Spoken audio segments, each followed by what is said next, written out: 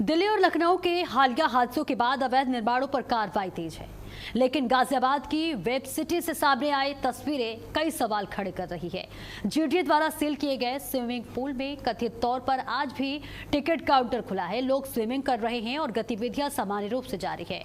मुख्य गेट पर ceiling notice लगा होने के बावजूद संचालन होने के दावे प्रशासनिक कार्रवाई पर सवाल खड़े कर रहे हैं।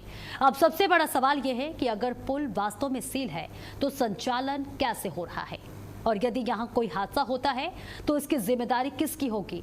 अब सभी की नजर जीडीए की अगली कार्रवाई पर टिकी है। दिल्ली और लखनऊ के दर्दनाक हादसों ने पूरे देश को झकझोर दिया। इसके बाद उत्तर प्रदेश सरकार ने ऐसे सभी अवैध निर्माणों पर सख्त कार्रवाई के निर्देश दिए। जहां सुरक्षा मानकों की अनदेखी से कभी भी बड़ा हादसा हो सकता है, प्रदेश भर में ऐसी अवैध इमारतों और व्यावसायिक गतिविधियों पर सीलिंग और ध्वस्तीकरण की कार्रवाई लगातार जारी है।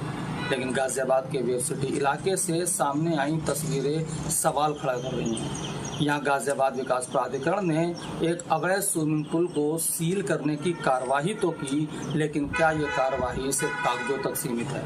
तस्वीरों में साफ दिखाई दे रहा है कि मुख्य गेट पर जीडीए का सीलिंग नोटिस चस्पा है और सीलिंग की कार्यवाही भी तस्वीरों में दिख रही है। लेकिन हैरानी की बात है कि इसके बावजूद स्विमिंग पूल धड़ल्ले से संचालित हो रहा है। वीडियो में टिकट काउंटर खुला दिखाई दे रहा है, अंदर बड़ी संख्या में लोग मौजूद हैं और स्विमिंग पूल में गतिविधियां लगातार जारी हैं।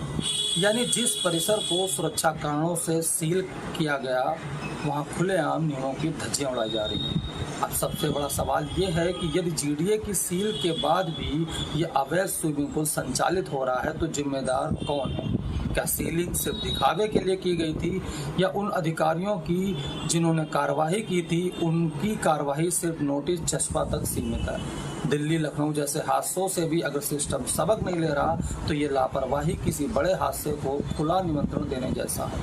अब देखना होगा कि गाजियाबाद विकास प्राधिकरण इस पूरे मामलों में सिर्फ कागजी कार्रवाई ही करेगा या वास्तव में नियमों का पालन भी सुनिश्चित करेगा।